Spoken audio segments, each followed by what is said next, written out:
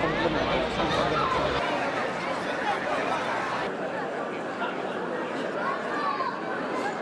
ondo pasau, eta esan datorren ostiralan, azken ostirala dela, eta 7:00 egingo degula kontzentrazioa.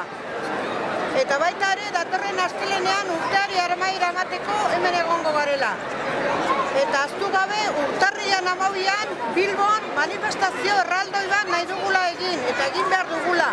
Orduan, apuntatzeko motzen eta gaztetxean dituzute zuen zerrendak. Hurrengo astean, toki gehiagotan jarriko ditugu, baina esango dizuegu. Bale, eskerrik asko eta ondo pasau denok.